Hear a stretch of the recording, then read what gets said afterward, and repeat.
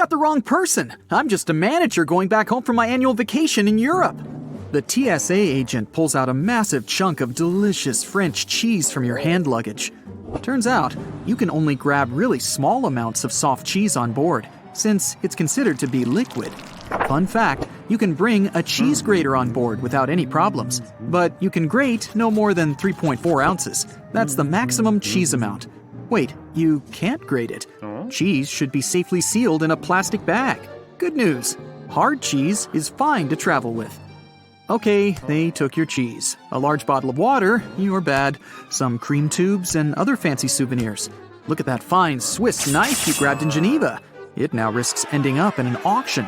If you're lucky enough, the airport might provide a shipping service to get your precious souvenirs, and even cheese, if it doesn't go bad, to your home for a fee. Still, not all the airports do this. So, some of the banned items will go to an auction to raise money.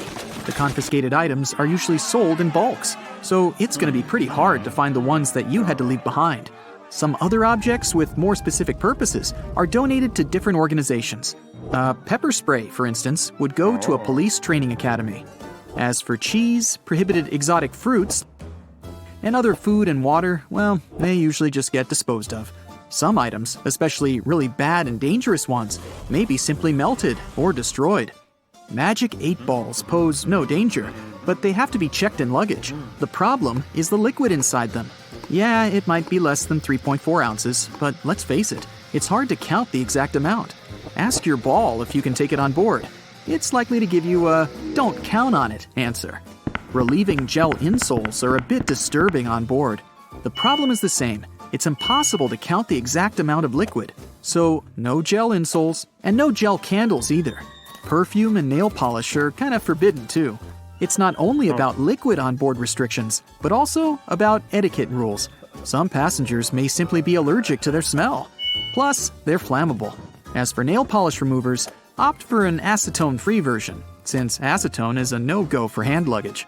Anyway, you can grab a bottle of perfume, as long as it's not too large and you don't use it on board. It would be a pity to leave a whole bottle in the trash bin before boarding. Still, you can sneak in the plane with more than 3.4 ounces of your favorite cream, claiming it's some medicine that you really need. But you do need to notify the airport beforehand. A bit weird, but it works. Sometimes. In case you need to check your body temperature on board, make sure your thermometer is electronic. Mercury ones are strictly forbidden. Who's going to pick up all the mercury balls if you accidentally drop it? Bowling pins are a no-go for hand luggage. Seems like the aircrew doesn't want anyone to have fun and play bowling in the aisles during a long and boring flight. No, it's all about our safety. They just think bowling pins might hurt someone. No sports equipment is allowed, be it a fencing foil, a bat, or even darts. Darts are sharp, and no sharp objects are allowed on board. Such items should travel in check-in luggage, unless you want them to end up in an auction. If you're into handmade things, and a transatlantic flight gives you enough time to knit a scarf or a pair of socks, opt for plastic or wooden knitting needles and wrap them carefully so as not to cause any damage. Those made of metal will probably be disposed of by melting, and they don't deserve such a fate. Snow globes, as with any other object containing liquid inside, aren't allowed through security. If your snow globe is as small as a tennis ball, you may be lucky to have it allowed, but it's better to play it safe and check the snow globe in. Liquid bleach is definitely a weird object for hand luggage, even if you're traveling in a white shirt. First, it's not allowed on board because it's highly flammable. Second, a brand new white shirt doesn't seem to be the right choice for a flight.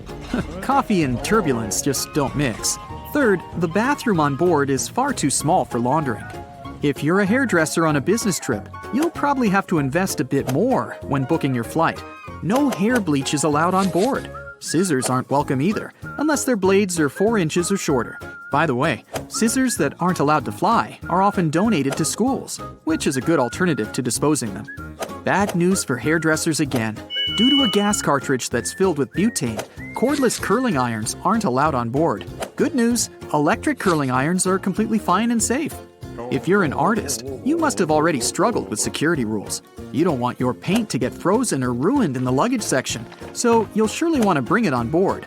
Security may be okay with your oil paints as long as they're under 3.4 ounces, but there's no way you can grab your extremely flammable turpentine.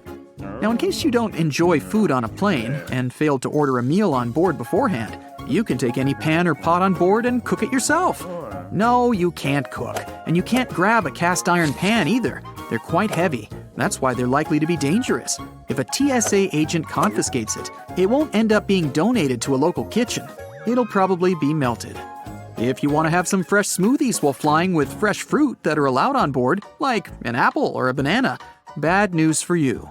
Blenders are allowed only in case you remove the blades, so technically it's not a blender anymore. Hey, here's when you need that cheese grater.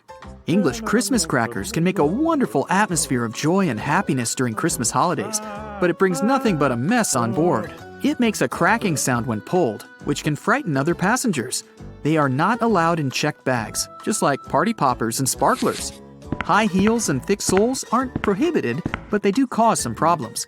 If you're wearing one of these, you may be asked to take them off to have them scanned.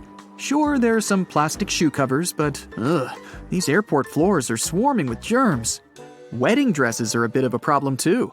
Some dresses just don't fit in the X-ray machine, so they might need to be double-checked. All the fans of camping, beware. You probably want to check in a lot of luggage required for your trip, so make sure you check in the tent pegs too. Though, if you travel light with a carry-on backpack only, you'll probably need to buy some when you reach your destination. Since they're sharp objects, tent pegs are not allowed on board. It's hard to imagine anyone having a drill inside their 5-pound carry-on luggage. But anyways, these are not allowed. So if you're a creative person who wants to bring a drill home as a vacation souvenir because magnets are lame, you'll have to check it in. If you want to sneak in a plane with a dry ice DIY fridge, you're almost sure to fail. It's flammable, so safety regulations definitely prohibit it on board. You can bring up to 5.5 pounds of dry ice, but airline permission is required. Anything with an uncovered blade is not allowed through security. Instead, a disposable razor or cartridge blades can be taken on board. Box cutters and knives, with a teeny tiny exception of a smooth butter knife, should be in checked luggage. Soap bars are allowed on board, but don't panic if a TSA agent wants to double-check your bag after scanning it. It just may look a bit odd on the screen and mislead them. Liquid soap, instead, follows the universal liquid rule. Rules for batteries may vary. Spillable batteries are allowed neither in carry-on nor in checked luggage. And lithium batteries also can't be carried on board, only because if damaged, they can cause a fire. Okay, you travel with your Mr. Scratchy, and yes, a laser pointer is your furry friend's favorite toy. But you gotta make do without it this time, buddy. Laser pointers are not allowed in carry-on nor in checked luggage. A walking stick can be used as a mobility device and then let on board, but surprisingly, TSA may prohibit this item sometimes. Play it safe and notify your airline in advance. Bon voyage! Airports are some of the most visited and, at the same time, mysterious places out there. So, let's see what's going on behind the scenes and what secrets airports hide.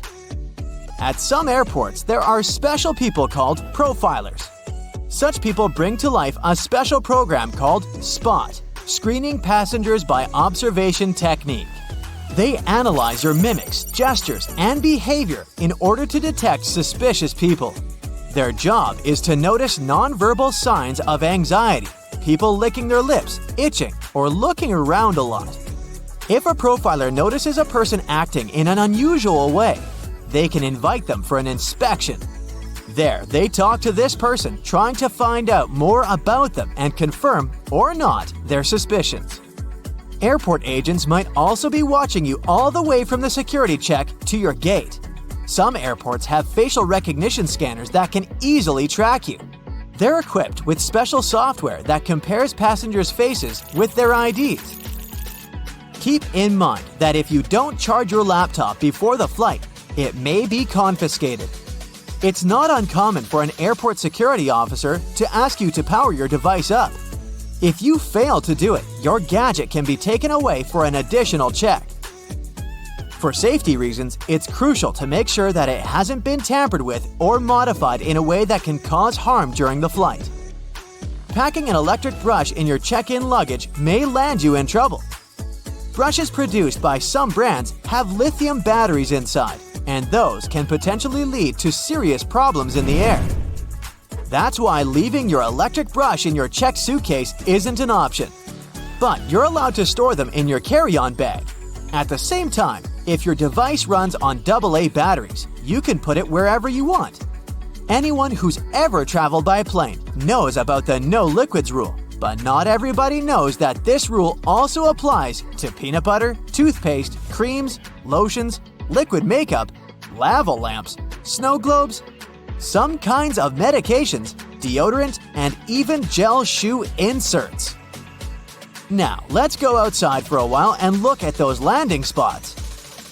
Airports charge airline companies huge fees for landing on their runways on certain days and at particular times.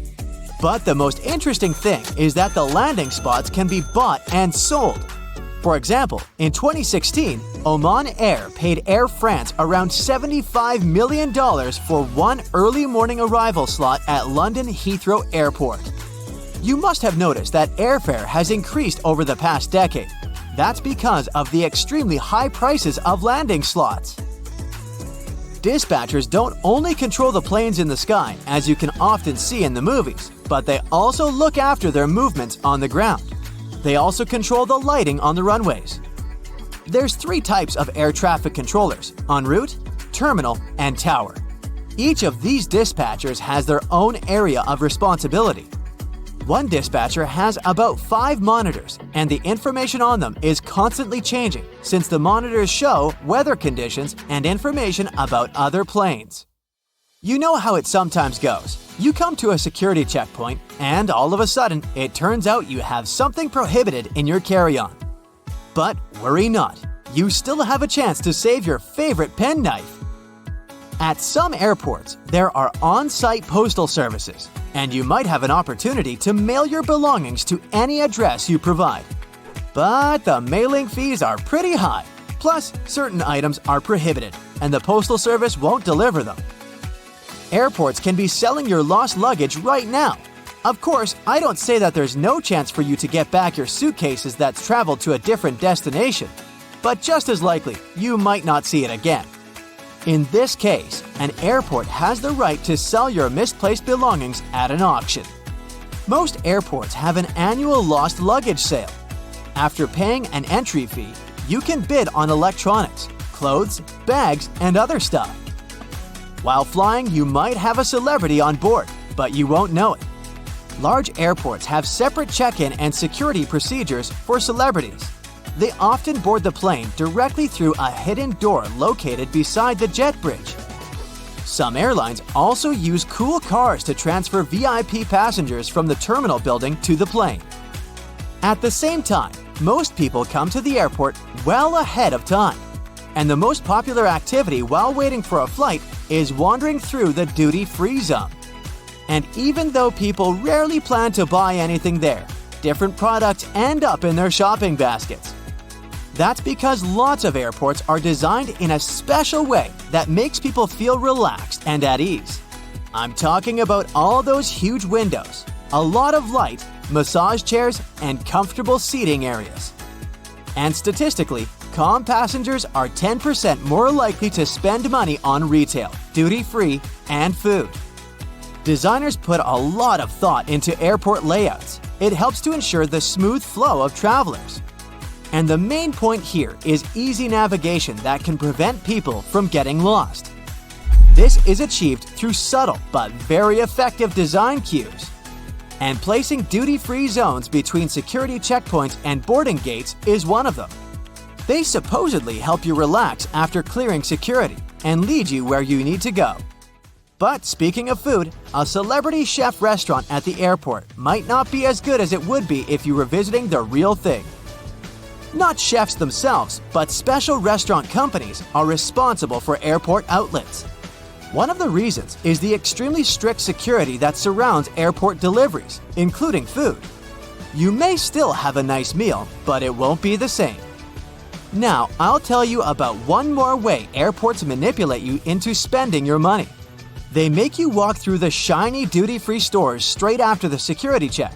But the most curious thing is that the walkway through such stores usually veers to the left. That's done because most people are right-handed, which means they use their right arm to pull their luggage and are more likely to look to the right while passing through the stores. And the duty-free zone veering to the left leaves more space on the right, where passengers are more likely to look. Oh, and have you ever noticed how many mirrors there are at airports? Mirrors are strategically placed there to make airports appear larger and create an illusion of more space. This in turn helps to reduce the feeling of claustrophobia and makes the airport experience more comfortable for travelers. If you have an opportunity, don't exchange cash at the airport. You'll never get a good rate there. Those who didn't buy local currency in advance can instead order it online and collect it at the airport. Some services only need a few hours' notice for such an order, or it might even be better to use an ATM to withdraw some cash at your final destination. Now, have you ever paid attention to airport codes? The most often used are 3-letter codes. Why this number? Back in the 1930s in the USA, pilots used the National Weather Service's 2-letter city codes to refer to airports. But soon, the number of airports in the country outgrew the number of such codes. That's why airlines expanded this system by adding the 3rd letter. It was usually X. That's how LA, Los Angeles, turned into LAX. But even though there shouldn't be 2 airports with the same code, some of these codes sound so similar you could easily mistake one for the other. For example, look at this airport with the code CGP in Bangladesh. And here we have CPG. It's the code of an airport in Argentina. It's dangerously easy to fly to the wrong place, so pay attention. Picture this. Hundreds of thousands of workers create 2 artificial islands in the ocean. Then, they build a large airport there. Around 30 million passengers a year will use it in the future. The engineers face many problems during the construction process, but they managed to solve them. The initial cost of the airport is around $8 billion. As time passes, the cost increases to $20 billion. It makes it to the list of the top 30 busiest airports in all of Asia. Everyone is happy, celebrating the successful completion of construction. And then, it begins to sink. $20 billion is slowly going down to the bottom of the ocean. Of course, no one will allow such money to float away. Engineers start developing a plan to save the airport. But let's go back to the very beginning and find out how this was even possible in the first place. It all began in 1964 near the Japanese city of Osaka. That year, the first plane landed on the territory of the new Itami International Airport. The flight was successful. Everyone was happy. But there was one problem.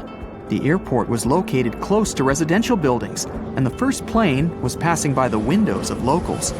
Of course, the noise from the turbines annoyed people, so they spoke up against it. People went to mass protests and filed hundreds of lawsuits demanding to close the airport or pay them compensation. Meanwhile, the number of flights was increasing every day. People's discontent was growing as well, and the court partially satisfied their demands. Someone received monetary compensation for moral damages, and somebody got a new house in a different area. Of course, all this cost the authorities quite a lot of money. Years passed, and as more and more airlines were using Itami, the load on the airport was growing. Millions of people were flying out of it and arriving there every year. But one airport wasn't enough for the quickly developing city. The Ministry of Transport of Japan decided to build a new, bigger airport. They wanted to buy land near the city to use all transport communications and infrastructure. To build an airport in such a place would be a very profitable investment. A new airport was supposed to become an extension of the old one, closely interacting with the city. And that's when they faced real problems. The land where they were going to start construction turned out to be very expensive. They also still remembered all the protests and compensation they had to pay out. They knew this time people would be angry again. Many of them would have to be relocated to new homes. They would probably have to relocate an entire district. Litigation caused by airport noise could last for many years and would cost a lot of money, so it wouldn't be profitable. Plus, it would have a negative effect on the environment. So, after some discussion, they decided to build a new airport a few miles away from the city. That way, planes wouldn't have to fly over residential areas. The location was perfect, but there was a small problem. The airport would have to be built on water. The engineers were confident they would cope with this task. So in 1987, the construction of Kansai International Airport began. However, first they needed to build an artificial island. One wasn't enough, according to the project, so they decided to create two. They figured out the construction would be cheaper this way than if they started building it somewhere near Osaka. First of all, surveyors, along with engineers and other experts, conducted a thorough study of the seabed. They needed to find the perfect place to build a strong foundation for the future island. Then, they built walls to protect the construction site from waves. They installed 48,000 concrete blocks and rubble. They built steel cells weighing hundreds of tons around the walls. These dams were supposed to prevent the island from destruction by water during all stages of construction. They had to make sure the island wouldn't be destroyed by waves while they were still building it, so they needed an extra protection shield. The price of this shield was about $150 million. After that, complex work on solidifying the soil and pumping out all the liquid began. Builders were laying hundreds of thousands of tons of sand on the clay seabed. They created an additional thick layer of the ground as a foundation, but all this soil was wet. It was like a sponge that changed its shape and could collapse and pull the airport with it. That's why engineers installed more than 2 million vertical pipes in the soil. They poured sand inside each pipe. Sometimes, during the construction of other artificial islands, the pipes are filled with fabric. All this is necessary to absorb moisture. The system operates on the principle of a vertical drain. Then, the workers removed the pipes. The drains remained inside the ground. The next step was adding some extra soil over the layer of sand. Builders took that soil from the mountainous terrain of Osaka Bay and transported it on barges from neighboring cities and countries. They put all this soil on the compacted layer. Then the mass of the new layer simply pushed all the liquid into the less dense sand. There, moisture could only move horizontally because of the strong pressure from above. Then liquid got into vertical drains, went up, and evaporated. The more moisture came out, the more compacted the soil was becoming. It got stronger and less prone to deformation. The laying of new soil went in stages. It was important to pause so that each of the levels could strengthen and descend. So, layer by layer, the builders finished it. Then, they drove 900 columns into the ground and rested them on hydraulic jacks for a solid foundation. This would allow adjusting the columns in case the soil began to sag. Finally, they created two artificial islands. Builders started setting up the airport. Large-scale construction ended in 1994.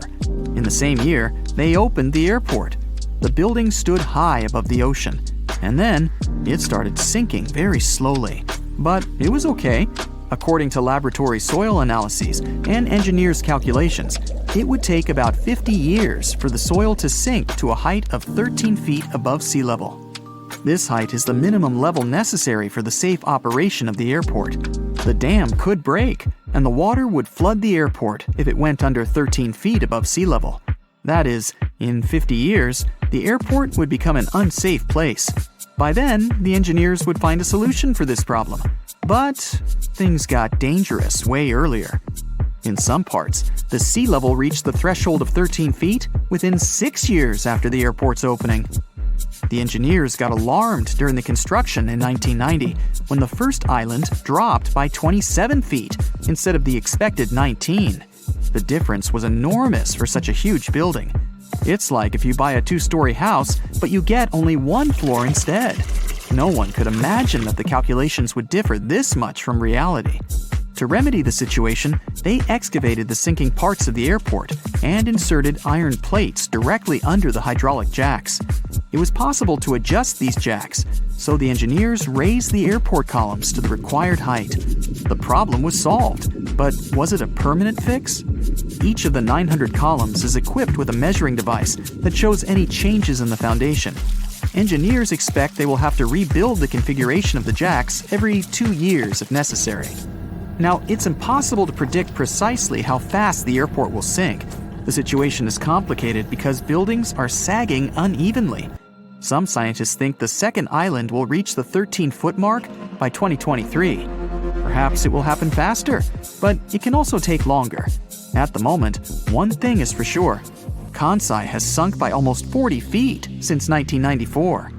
Engineers don't stop strengthening the building and the protecting dam. Because of constant repairs and modifications, the price of the airport is increasing. At the time of opening, it was worth $8 billion. By 2008, the price of Kansai had exceeded $20 billion.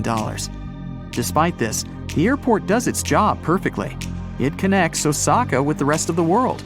More than 26 million passengers use its terminals almost every year. This makes it one of the busiest airports in Japan. Reducing the load wouldn't fix the sinking problem. The pressure is exerted by the filled-up soil, not by the equipment. Many airports have carpets at their gate areas. This nicety usually comes with a few other perks: lower ceilings, comfortable seats, and pleasant natural lighting. All this costs more for airports, and carpets are not so easy to clean as hard floors are, but they create a cozy feeling for passengers waiting for their flight, making them more relaxed. Still, it isn't a gesture of goodwill on the part of airports. According to social research, calm passengers are about 7 to 10% more likely to go window shopping and actually buy something in the lounge area or duty-free zone. So, by investing in the passengers' comfort, airports actually increase their own income. If you ever wanted to know what happened to your baggage while you're on board a plane, the short answer is that airport staff don't actually know once it leaves their territory, and they probably really don't care. Sorry. Baggage is sorted automatically. Scanners scan the barcode and sort the baggage according to its destination.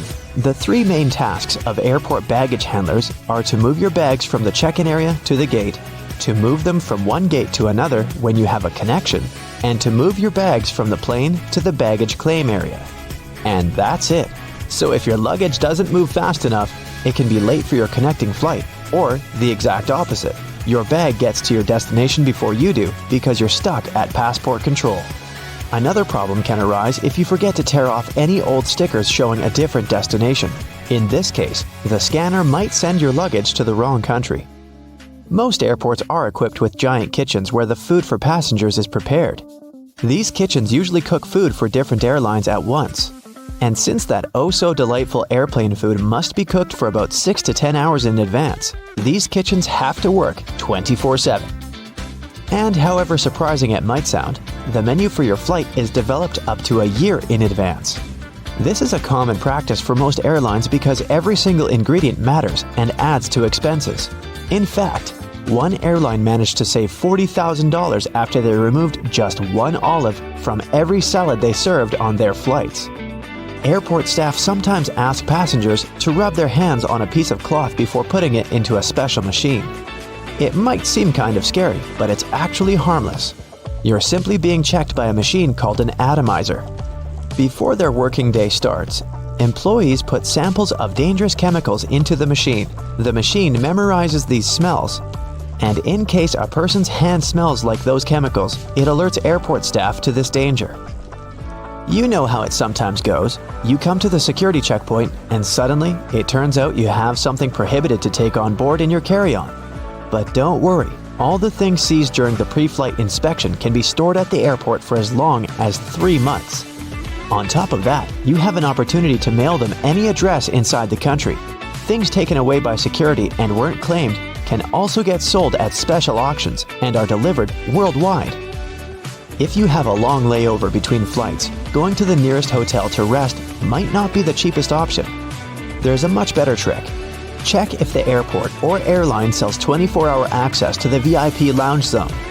In most cases, you can have free snacks and drinks there and use free shower cabins and rooms for rest at a very affordable price. In multi-terminal airports, search for underground passageways connecting terminals that most people might not know about. For example, at Frankfurt Airport in Germany, there's a walking tunnel between Terminal 1 and Terminal 2 that's mostly used by employees since passengers are simply unaware of its existence. There's an actual term for the first 60 minutes after you clear check-in. The golden hour.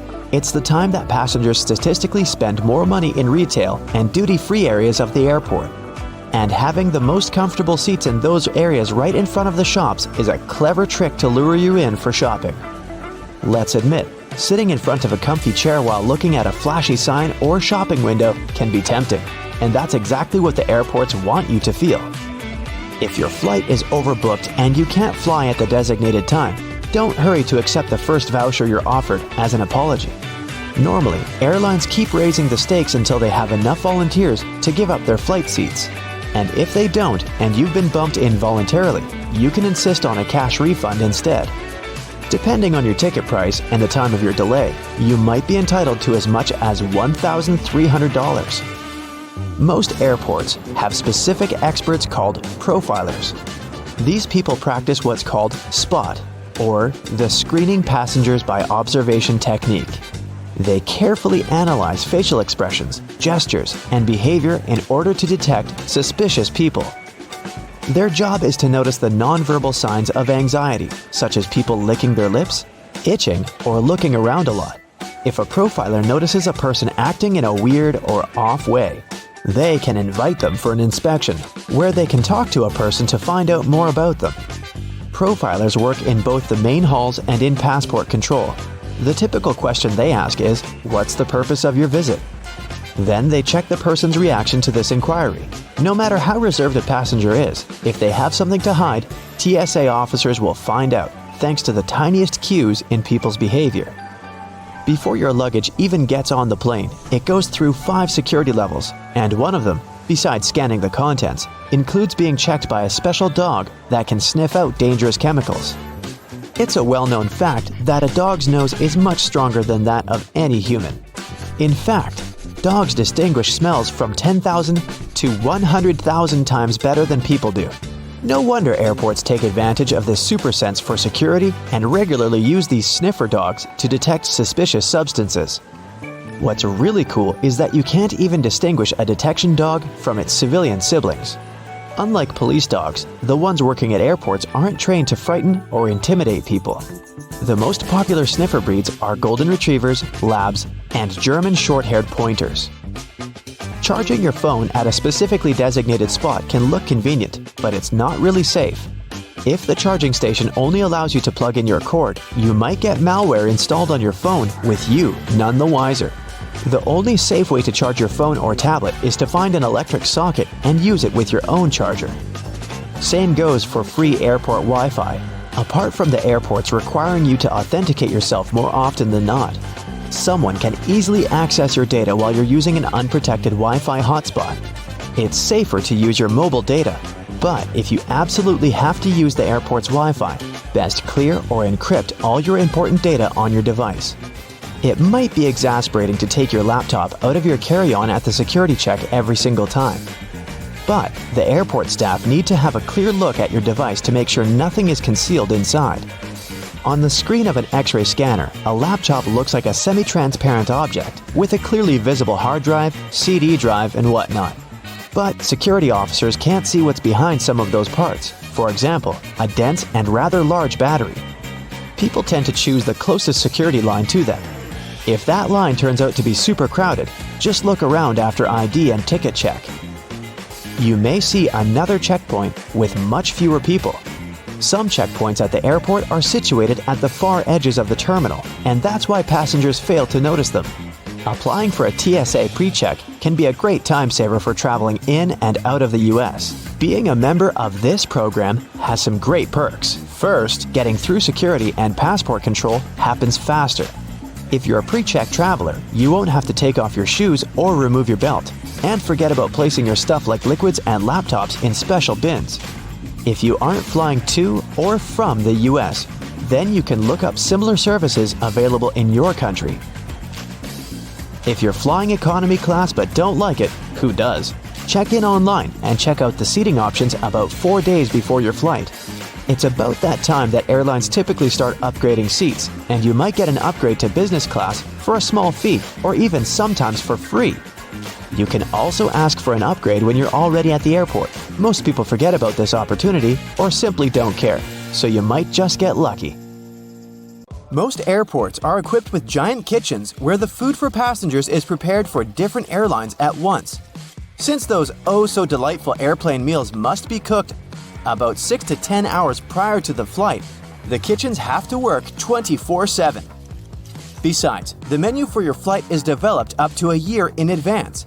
This is a common practice for most airlines because every single ingredient matters and adds to expenses.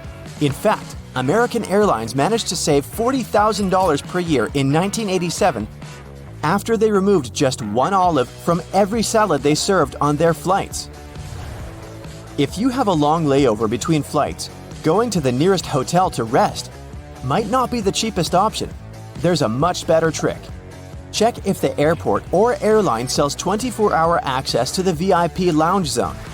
In most cases, you can have free snacks and drinks there, and use free shower cabins and rooms for rest at a very affordable price. There's an actual term for the first 60 minutes after you check in, the golden hour. It's the time that passengers statistically spend more money in retail and duty-free areas of the airport. And having the most comfortable seats in those areas right in front of the shops is a clever trick to lure you in for shopping. Sitting in a comfy chair while looking at a flashy sign or shopping window can be tempting. If you ever wanted to know what happens to your baggage while you're on board a plane, the short answer is that airport staff don't know once it leaves their territory. And they probably don't really care. Sorry. Baggage is sorted automatically. Scanners scan the barcode and sort the baggage according to its destination. The three main tasks of airport baggage handlers are to move your bags from the check-in area to the gate, to move them from one gate to another when you have a connection, and to move your bags from the plane to the baggage claim area. And that's it. So, if your baggage doesn't move fast enough, it can be late for your connecting flight. Or the exact opposite. Your bag gets to your destination before you do because you're stuck at passport control. Another problem can arise if you forget to tear off any old stickers showing a different destination. In this case, the scanner might send your baggage to the wrong country. You arrive at the airport, already anticipating a couple weeks away from work and all your daily troubles. Park your car in the lot and then find out that it's going to cost you a small fortune to leave your car there. Why so much? In fact, airport parking lots are a business just like any other. The land on which they're built, the construction of the lot itself, the maintenance of the whole thing once it's already in operation, all that costs a handsome amount of money. And somebody's got to pay for it, of course. In addition, parking right next to an airport is simply convenient, which adds to the final cost. If you're not ready to dip into your pocket for a piece of extra comfort, better take a cab. Contrails, those white trails airplanes often leave behind them at high altitudes, are easily mistaken for engine exhaust. But most are nothing more than water vapor. During a flight, moisture in the air collects in the engines before being vented with the exhaust. The hot, wet air leaving the engines mixes with the cool, dry air found at high altitudes, resulting in long, thin lines of vapor. Humidity determines when contrails form and how long they remain visible. If it's already humid up there, then there's more water and the contrail is more prominent. And if it's cold, the droplets might turn into ice, staying behind for a much longer time. If someone were able to open the door mid-flight, they would be immediately pulled out of the plane by a sudden change in air pressure. It could also do serious harm to the aircraft. Fortunately, that's almost impossible. The doors on an airliner open inward while the cabin pressure pushes them out from the inside. The difference between internal and external pressure makes it impossible for the door to open. It might seem odd that the flight crew cares whether your window shades are up or down. The main reason is so that the passenger's eyes can adjust to the outside light. Mostly, it's just a matter of getting people on and off quickly. But in an emergency, the last thing they want is people stopping to blink before they evacuate the plane. Another reason for all the shades to stay up when the airplane is about to take off or land is for the ground crew to see if there's any trouble on board. For example, if there's a fire in the cabin, the ground crew will immediately notice it and act accordingly. If the shades are down, they might lose precious time they would need to rescue the passengers and the airplane crew. Ever notice the numbers on the end of the runway? They're actually used to show the pilot which direction the plane is facing. For example, the number 36 is short for a heading of 360 degrees, or due north. Along with numbers, the letters R and L indicate if the nearest runway is to the right or left. Every commercial airplane you've been on has only one wing. That's right, the left and right wings are actually two parts of a single wing. The first airplanes were called biplanes because they had two wings, one on the top and the other going through the bottom of the fuselage. They were connected with struts and wires, which made a kind of box that basically allowed the aircraft not to fall apart in the air. It was necessary at lower speeds that early planes could only muster. But as the engines increased in power, the second wing became redundant. The single wing still serves as a support for the whole structure though. Looking out the window on the plane's wing, you can see a small yellow double hook on it. It seems strange since it might mess with aerodynamics, but it's there for your safety. In case of an emergency landing, these hooks are used to secure ropes that help passengers exit the plane via the wings. If they're slippery, the rope will help you keep your footing and not fall over while going down. There are several extremely fast streams of air high up in the atmosphere of our planet. Their paths are meandering, but they have a more or less constant flow, allowing passenger aircraft to use them. When an airplane comes close to a jet stream, it may adjust to the direction of its current and fly a lot faster, propelled by the flow. Many airlines use this to their advantage to cut the fuel costs and make air traveling even faster. Clouds, especially thunderheads, can indicate that an area of turbulence is ahead. But sometimes, clear air turbulence occurs when a plane can drop a few feet and start shaking without any warning. It happens when two bodies of air clash at very high speeds. And it's absolutely invisible, so the pilots can't tell when it would happen. The chances of getting into an area of clear air turbulence are higher at low altitudes, over mountain ranges, and near the jet streams. Normally, after it's hit by lightning, an airplane is sent for inspection right after landing, but it can still safely complete its current flight. The fuselage conducts electricity well enough, and like with a lightning rod, the zap will most probably strike one of the tips of the airplane, either one of the wings or the nose. Then it seeks the ground, but doesn't find it, exiting from the tail in the end.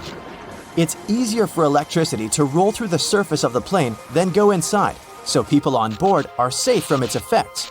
Still, lightning is powerful, and there can be some damage done to the airplane on the outside.